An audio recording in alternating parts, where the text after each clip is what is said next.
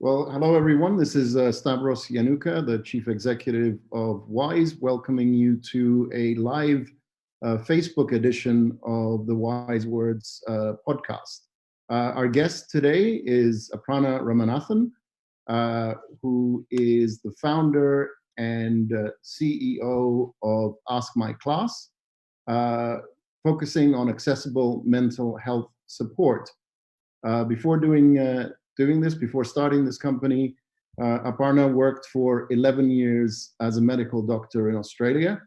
And no surprises, one of the things that we will be talking about is mental health during the COVID-19 crisis that most of us are living through as we speak.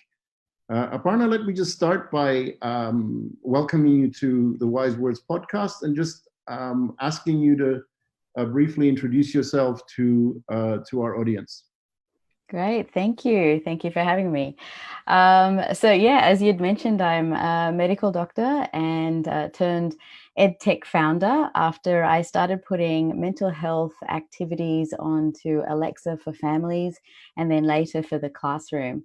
So what came out of that product is what's called AskMyClass. So it's a learning assistant on Alexa. We've continued to keep that mental health support, activities support on Alexa, but we've also added in academic learning games and activities in the classroom to help with like energy and focus management. So that actually comes into a lot of play, including when we then now moving to the home learning to be able to keep kids engaged and focused.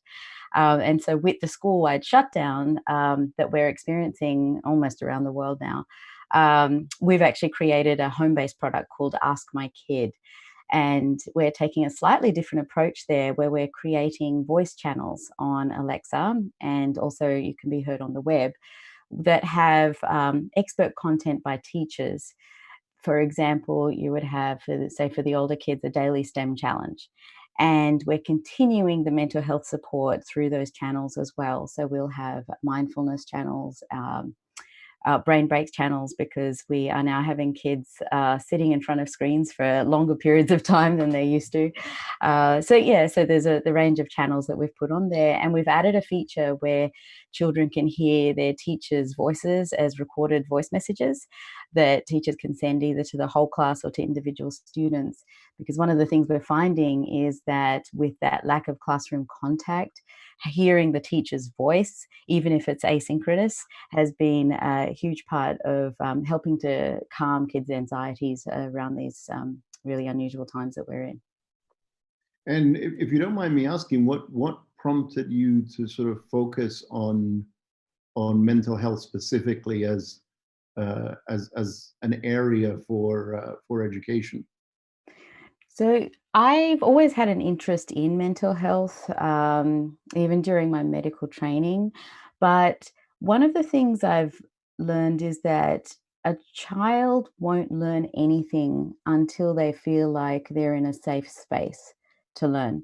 So it doesn't matter how high quality education you throw at a child, if they are don't have the receptive capacity, either because they feel unsafe or they are struggling with anxiety or depression.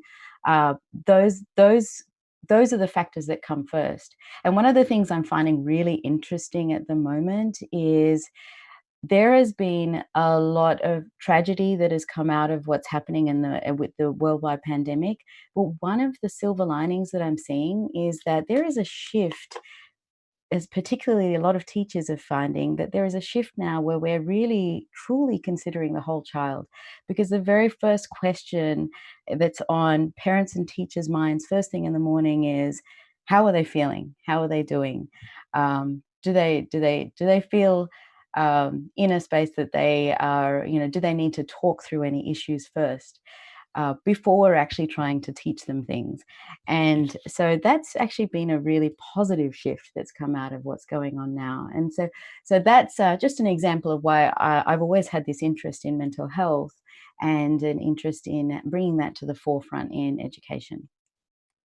Yeah, that's great. So how are you seeing the current pandemic affecting your particular line of work? Are you seeing an increase in demand for maybe actually let's back up a little bit and just maybe let's explain to the audience a little bit what AskMyClass is and does, and then tell me a little bit about how the current environment has impacted your work.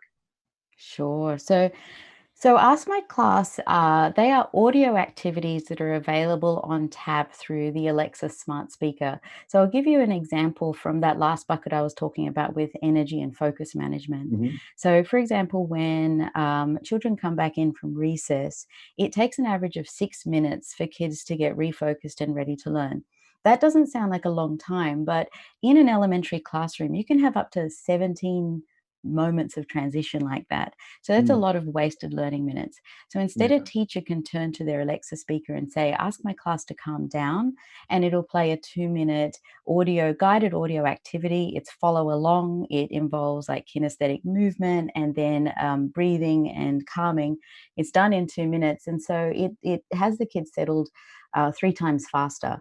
And so over a period of a day, a week, you end up getting back, those vital learning minutes.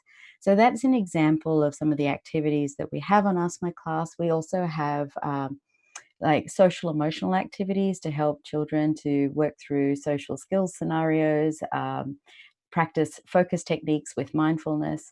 And then we have small group learning practice. So things like math word problems and prompts that children use in their small group rotations.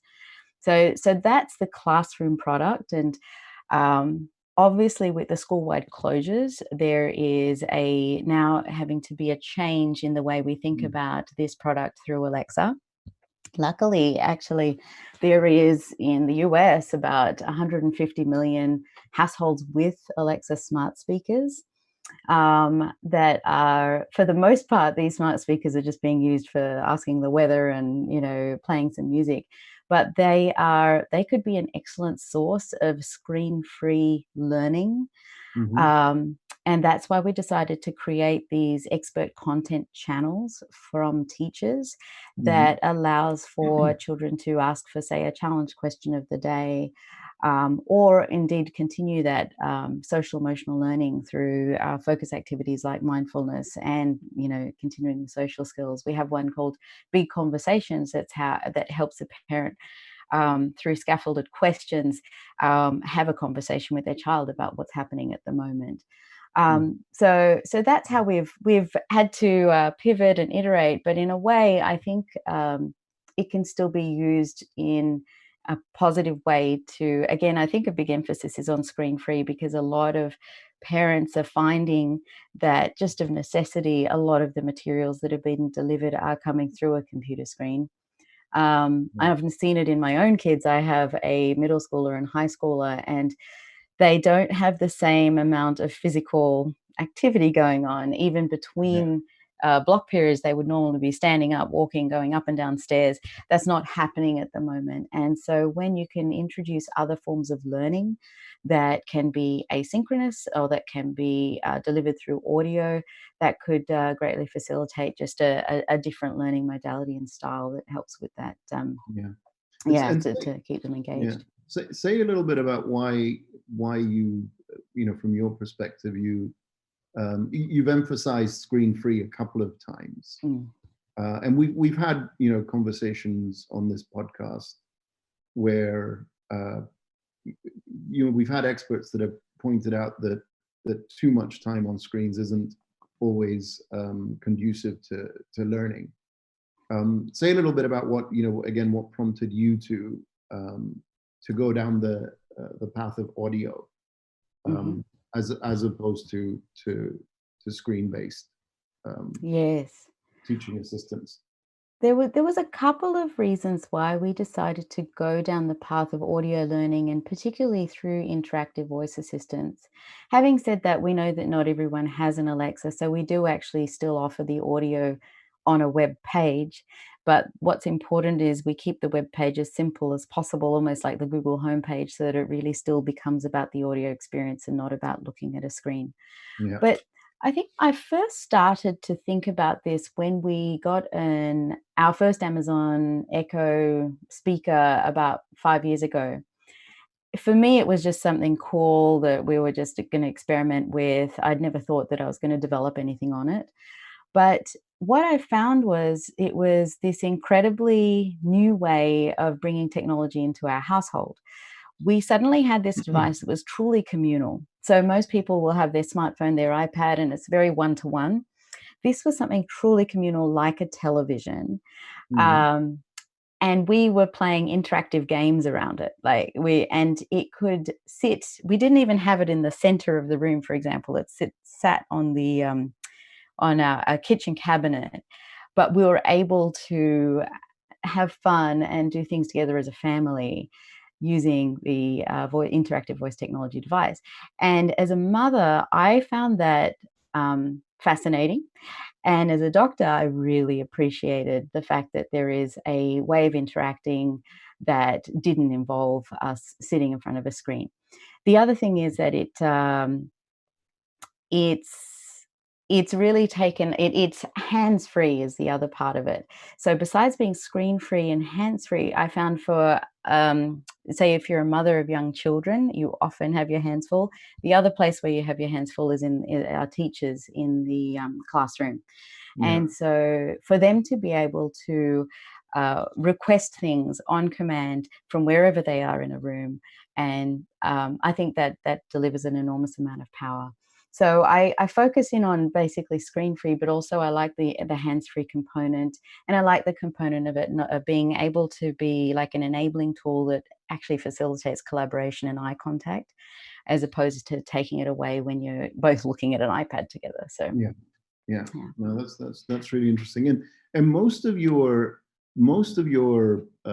customers or your user base are teachers, essentially. I mean, this is a tool for the teacher in the classroom. That's right. Talk to us a little bit about the design process that you took in terms of building the software and building the interface.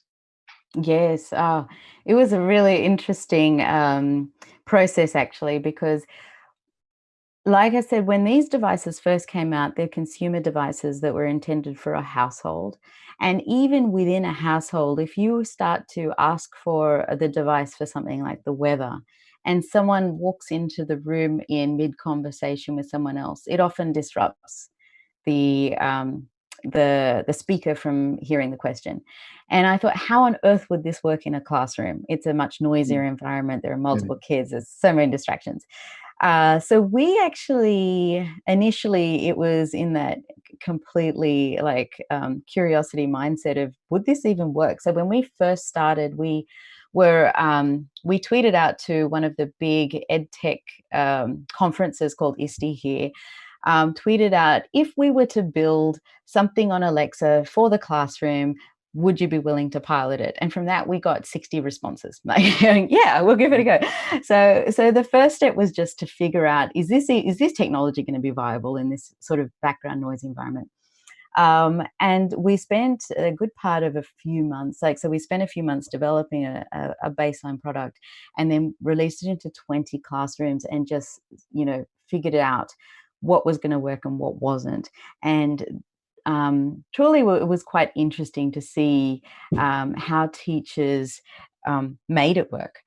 So essentially, it became almost like as soon as students understood that noise is what is going to create an experience to fail, you had kids shushing each other. so it almost helped with the classroom management to know that if we're going to use Alexa, we need to be quiet. And then the other piece that came about is, where do you place it in a room so that you'll have maximum efficacy with minimum interference? Are there other accessories? So we always now suggest that people get the Alexa remote, because the remote is much more easy to to have less of that background interference. So we learnt a lot of lessons in that first pilot that we had. Then once we discovered how to use these devices effectively in a classroom environment, that's when we focused in on, well, what are the moments? What are the teaching moments where audio activities would be handy? What's the optimal length of time an audio activity can play while still keeping kids engaged? And what is the interaction style? So you have different styles of interaction where some are just ask and get activities. So you just hear them and follow along, whereas others are truly interactive. And in which environments do we do what? So small group learning, you can have true interactive activities. For example, practicing skip counting, whereas that won't work as well in a class-wide environment. So we had, it was an interesting set of pilots, but with each pilot, we framed a question and then just set out to answer that one question before we moved on to the next thing. And what's the installed user base now that you have? So we have 3,000 teachers that have used AskMyClass. As of a month ago, we now have little usage in the classroom, obviously, but now we're moving into a different Alexa skill called AskMyKid, and so we'll see how that now plays out in the home environment, in the home learning environment. Yeah, and do you have an approach or a way for teachers to provide feedback and input into how, presumably you do, how this iterates, and if so, what are you hearing back from teachers about the utility of this technology? Yes. So we actually, because both myself and my husband are not educators. So my background's in medicine. My husband's background he is an engineer, marketer. He's actually a jack of all trades, where he has multiple skills, but also a. We prefer generalist. Sorry? Yes, very much so. Very much so. But he had a huge interest in voice assistants, because when he worked at Google, he actually was one of the early teams to work on the Google voice assistant technology on smartphones. So we actually have footage of my, he was then, was he 4-year-old son, sitting in, with the smartphone, being one of the first people to use OK Google and asking questions. So it was, he always had an interest in this type of voice technology, interactive voice technology, and with education. So but that's his background is on that product development side. So because neither of us are educators, we needed teachers to really be co-creators with us in the product. So during the pilots, we would ask teachers to identify the moments where they would like to be able to access an activity. So for the most part, in the early days, it was all around brain breaks, all around stretches, dance breaks, yoga, doing different activities to help get kids, the wiggles out and get them refocused. But as time went on, you would have other suggestions. So each time there was a suggestion, I think sometimes our teachers would then realize when they make a suggestion, my next question was, so could you help me build, the content for that? Yeah. So almost, I would say 90% of our activities were teacher suggested and created on AskMyClass, and the feedback process was in any way that they were happy to give it. So I had personally given my cell number out to every teacher who was trying it, and my direct email, or it was on Twitter, or whichever portal they wanted to give me feedback. They were able to let me know what worked, what didn't, and other suggestions for what to build. And that still continues. Like, we still have a good relationship with the early pilot teachers, and as we design new features on our product, they're the first teachers that we go to test that out. What's in your experiences have been some of the challenges that some of your teachers face with adopting and sort of introducing this solution to the classroom? So the early challenges, which now largely have resolved just due to improvements in development, were commands. Like, for example, and if anyone has experience with a smart speaker, you can often forget the phrase that you want to say to get to a particular thing. So it's different when you're asking the weather, because you can ask it in multiple ways. But when you are opening a skill and then trying to direct to a particular activity, that phrasing is important. So one of the biggest challenges was teachers forgetting the phrase to use to get to where they needed. So if they needed a mindfulness activity, but they just had 2 minutes to spare, you say, ask my class for a 2-minute mindfulness. But sometimes if you forget the exact phrases, we have a workaround, but it may play something that's near enough, but may not have been exactly what you were looking for. So that was probably one of our biggest challenges.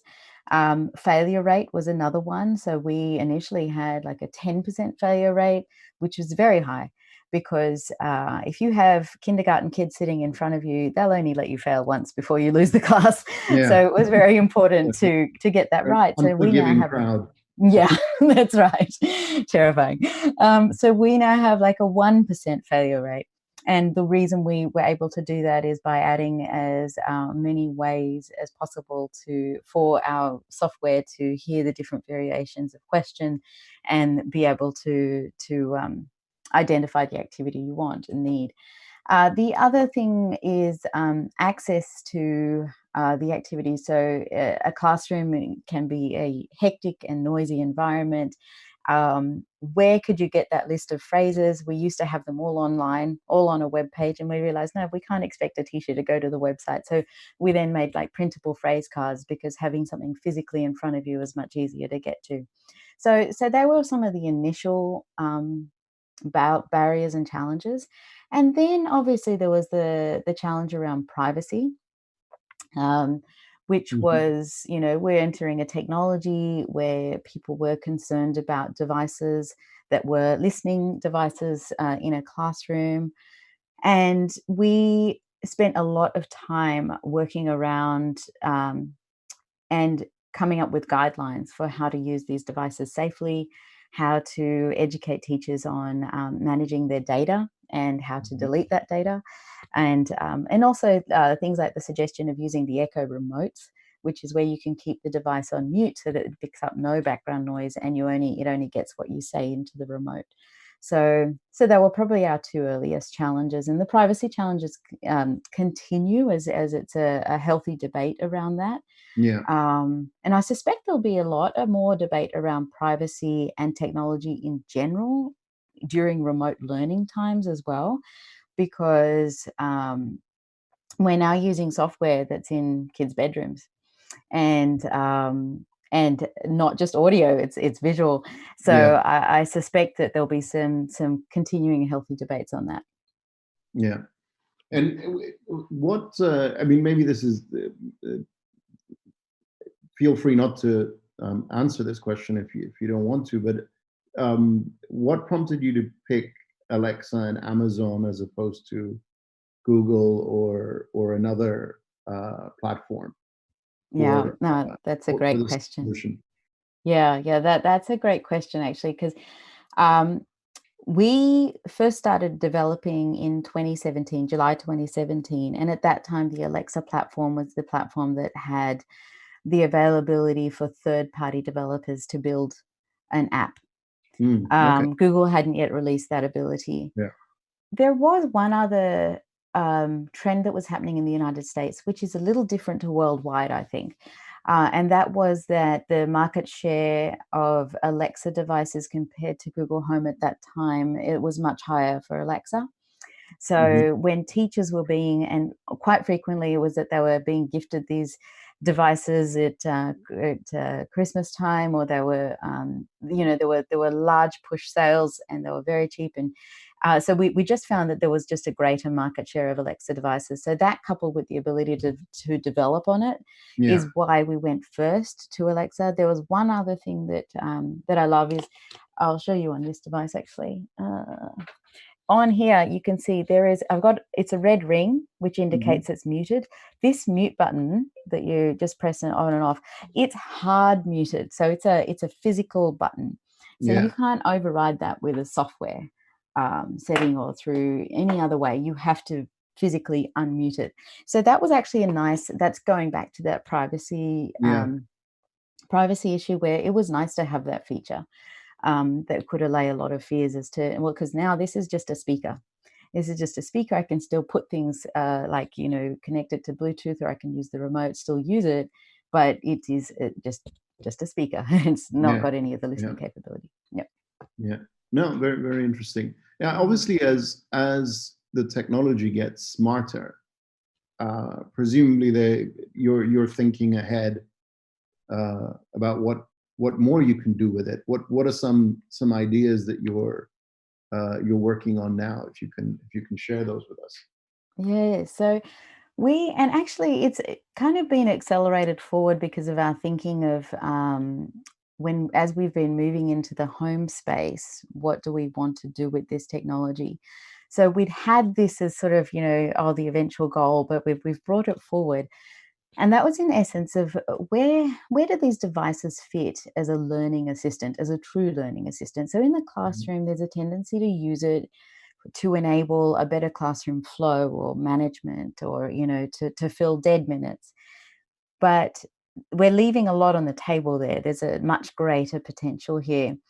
And particularly as our lifestyles become a lot more fragmented and segmented, micro-learning has become more and more powerful in our lives. So being able to fit in moments of learning when we have those moments available. And I think audio lends itself really well to that. So could this be used for, micro-learning for adult reskilling, for example, or for just, continuing your job training? And because of the ability for it either to be just to deliver it like a mini podcast, or to be truly interactive, can it actually facilitate skills like, for example, language learning, where you could be your language practice buddy, which, as we know, like interactive conversation is so important for language learning. And also just for learning in general, like the more interactive and engaging you can make that, the more likely it is that knowledge is going to be retained by the learner. So this has actually been where it's now really interesting for us. So when we've been developing these voice channels for the home through AskMyKid, still at the moment they are going to be delivering bite-sized information, from teaching experts. But then we want to go that next step and build in that interactivity, the interactive quiz or the interactive session that actually allows for a deeper level of learning. So that's where we want to get to, and of necessity, we've actually started down that path quicker than we thought. Do you envision a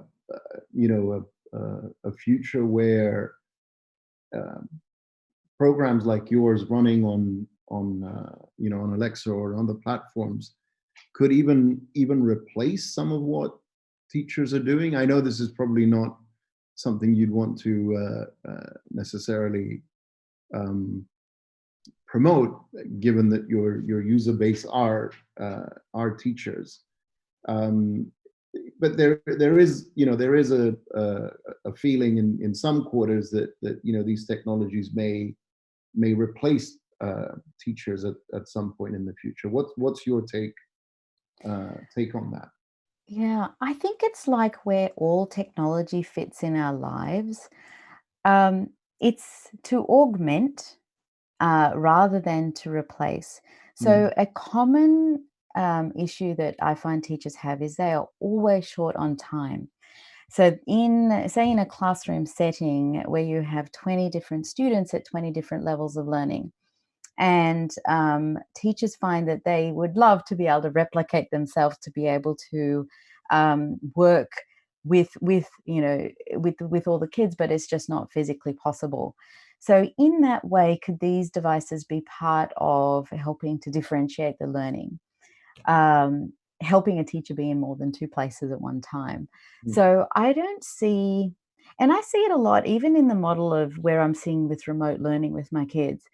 A lot of the learning that's happening is asynchronous at the moment, but they will always need the teacher for, for parts of that learning, whether it's for clarification, whether it's for helping them to understand things in a different way, whether it's just for that pure old-fashioned emotional support that you just need. You need another human to give you that support of you can do it. I think it's very different to have an Alexa voice encouraging you to say you can do something versus your actual teacher helping you through that mindset shift.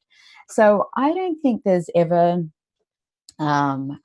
I don't think even in our future, even as good as these machines get, I don't see a role for it replacing a teacher. I just see it more for it helping to extend the powers of the teacher, helping them to just have more to allow them to do for, individual students or groups of students. And I think that facilitative power is what we see for all technology. I mean, we've even experienced it in our own like work tools where, some technology is actually hindering us and some technology is enabling and augmenting us. And I think that's what we could make it do.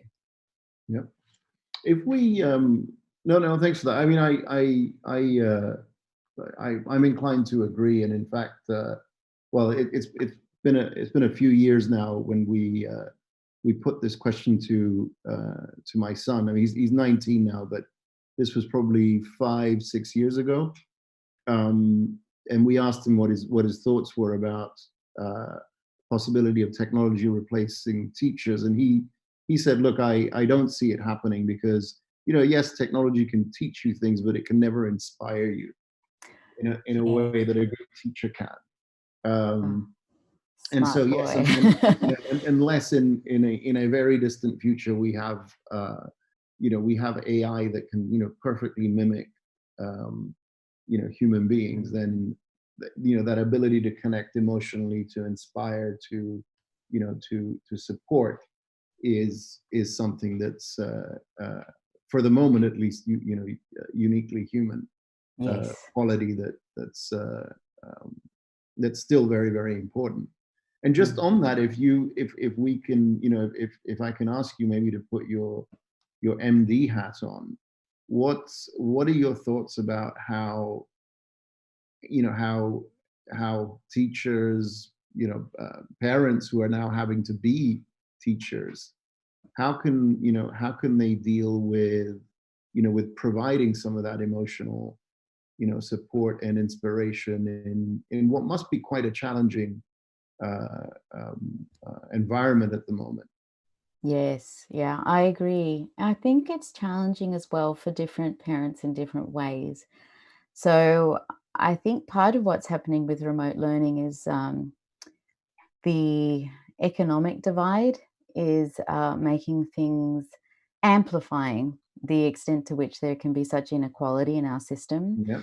So I think the lion's share of burden is going to the kids that have less means, less access to that support and technology, and where there is a lot more stress in the household because the anxieties don't just come from a discontinuation of education or a removal from their usual social supports, but also from the anxiety that's playing out within the household itself. Has a parent just lost a job, or so I think there is a lot of amplification of that that can be quite hard.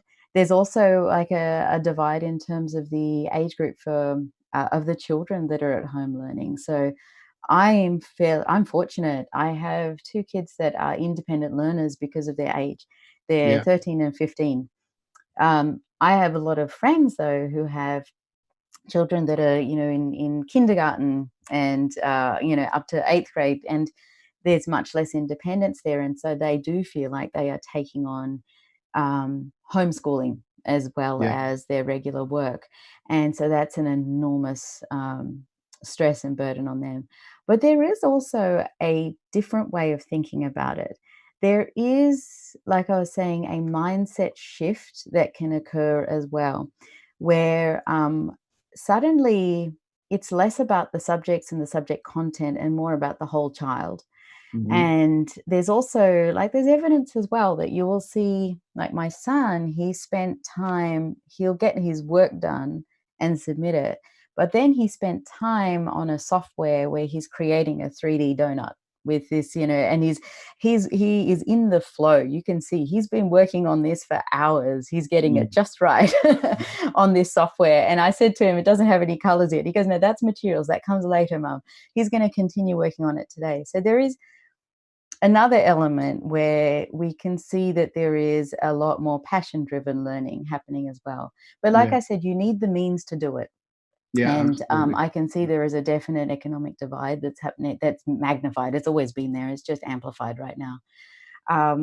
And so from that point of view, I think even the word social distancing itself has a fearful element to it, because you really feel like you are socially disconnected. But I'd suggest from a mental health point of view that there are, because we have, like, almost everyone has access to a phone, and being able to get support from your community just by, through text and calling and how are you? I think that's a really important way as a society for us to feel like we're sticking together and part of something bigger. Yeah. Yeah, it's interesting that it does tend to be the little things that start to, or perhaps what we used to call the little things, but they're actually quite important. And it's moments like these that bring them into focus, like calling your friends, calling your parents, and just having a 5-10 minute or even longer conversation. I mean, that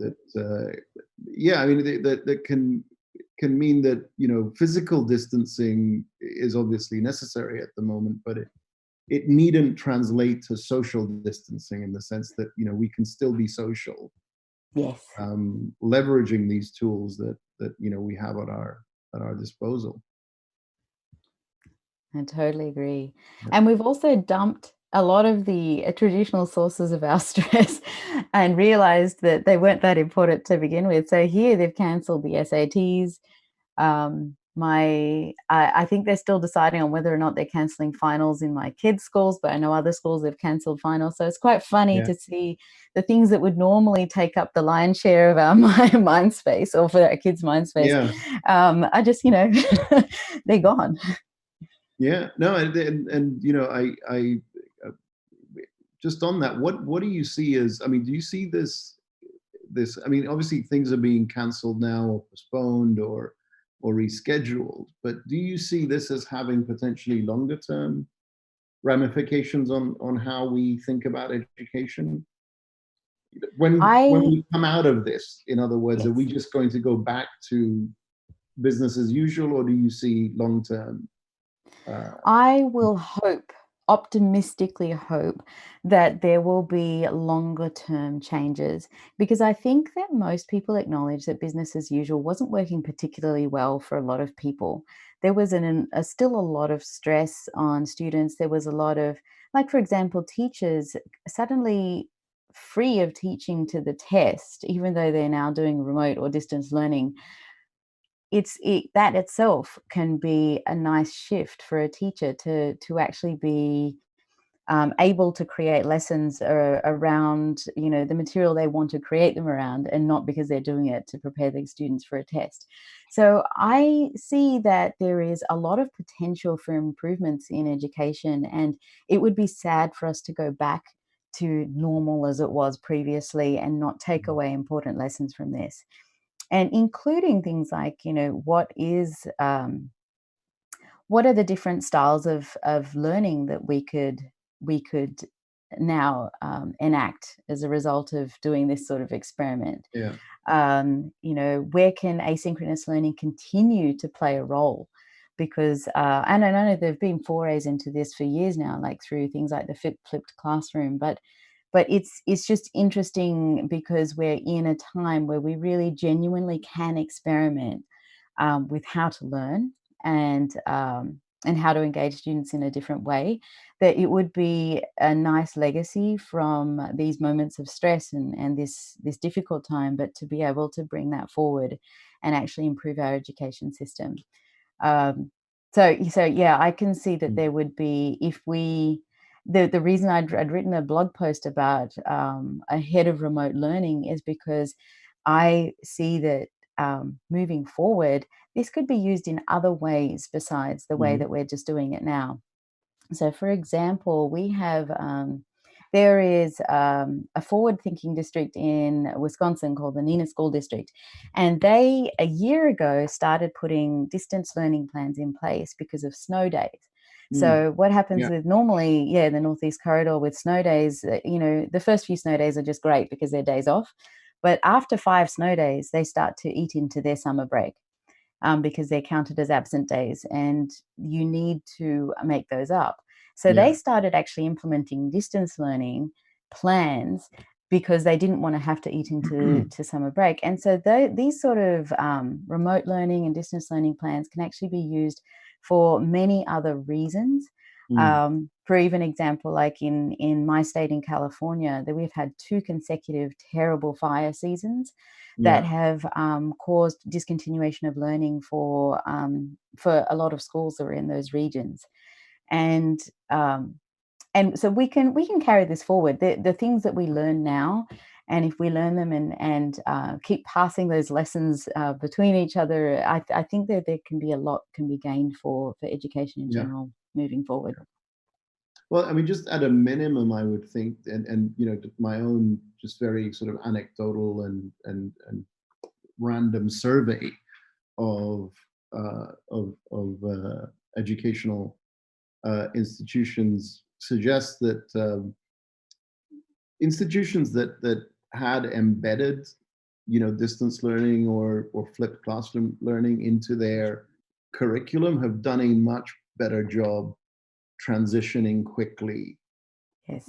with the caveats that you made earlier, that look, it depends on the age group, of course, and the older kids it's much easier. Um, but at a minimum, I think if we want to start thinking about building resilient education systems, Yes. we have to embed some of this into into the regular schedule, Yes. and not leave it as a sort of emergency backup solution. Um, Yes. Yeah. I completely agree. In fact, it's one of the things I'm quite proud of from what has happened with my daughter's school is that in the next school year they release the calendar and they've already added 3 distance learning days, just as part of their regular school yeah, routine. Now I know 3 distance days isn't going to be a lot, but like you said, it's enough to like if you just need to keep practicing that plan, that can be good. But yeah, I agree with you. If you have these things as part of your system, even just components of it, then it makes the switch easier when you need to do it. Mm. and then of course the other point that you made that I think is important is that, again, we're seeing that technology to a certain extent always, and digital technologies have sort of positioned themselves as being great levelers, social levelers, but it never quite plays out um, in that way. And in fact, as you pointed out, um, inequalities have been amplified by access to technology, familiarity with it, the degree to which, I mean, let's be honest. If you have sort of college parents who are college graduates, they're far better equipped to support kids than parents who are not college graduates. So figuring out how we're going to you know uh, to not have crises like this amplify inequalities is, I think, another um, domain where perhaps solutions like the ones that you're putting forward can at least help ameliorate somewhat the divide, if we can get them in the hands of of parents. Yes, yes, I completely agree. And even to the point where I'm seeing when districts were first told that we need to move to remote learning, the very first step they needed to take was to actually do an inventory check of which students will need access to Mm, Wi-Fi hotspots, which students will need us to loan yeah. iPads or yeah, and so that sort of check I think should be a regular part of I think that actually should be done as part of routine, routine part of the school year, to actually know what students do and don't have access to, not just in these emergency situations. Yeah. And I mean, again, this sort of may be anathema for, maybe free market purists, but maybe it's time to start thinking of the internet and as a utility. It's, it's not a luxury item, or it's not, something that one can, choose to be without. That's true. Yes. Anymore. It is almost as important as electricity, and I won't say it's quite at the level of water, but well, when you suggest turning off the Wi-Fi, you can see the panic. It's almost like you're cutting off the water and food supply. Yeah. I believe there's an interesting Maslow's hierarchy where someone's replaced the bottom as being Wi-Fi. And then everything else. Yeah. Yeah.